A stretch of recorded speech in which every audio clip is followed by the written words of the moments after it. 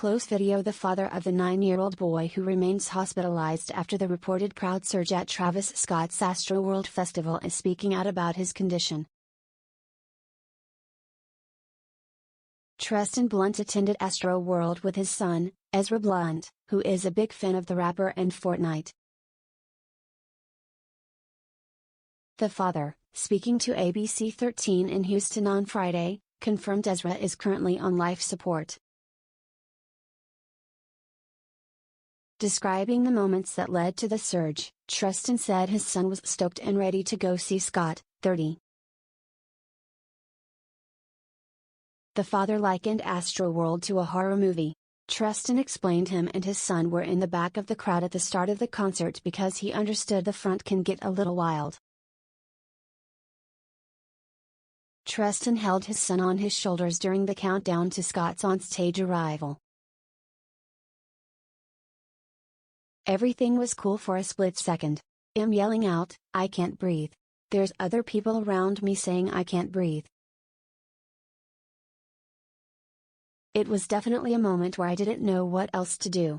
The father ultimately collapsed and Ezra fell to the ground and was trampled. The boy was later brought to safety from a Good Samaritan, according to the report. When Treston regained consciousness, he rushed to a medic tent. After filing a police report, authorities supplied Treston with a photo of his son. "I could tell that he was damaged," Treston said. "I'm not ready to lose my boy at all. We still got a bunch of living to do. That's my boy." Ezra remains in the hospital. His organs are said to be damaged and he's suffering from brain swelling.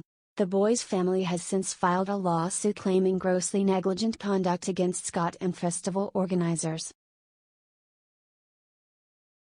The lawsuit alleges negligence in a great number of aspects, including crowd control, failure to provide proper medical attention, hiring, training, supervision, and retention.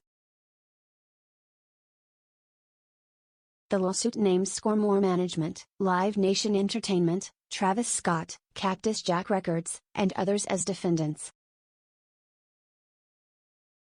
The lawsuit filing will allow independent experts commissioned by the legal team to access the roped-off crime scene at the festival, a press release obtained by Fox News states. On Thursday, Scott's attorney spoke out in defense of the rapper amid criticism for not stopping his Astroworld Festival performance as the crowd became dangerous. Many from the public to elected officials have noted that they believe it was Scott's responsibility to stop the show and control the crowd in order to give first responders the space and resources they needed to help people after a crowd surge made the situation at the popular Houston concert dangerous. Scott, meanwhile, has maintained that he was unaware from his vantage point on the stage how dire the situation had become in the crowd. He claims he wasn't made aware of the deaths until well after the show ended. In a statement provided to Fox News, his attorney, Edwin F. McPherson of McPherson LLP, reiterated those claims and called out the Houston Police Department for shifting the blame onto Scott.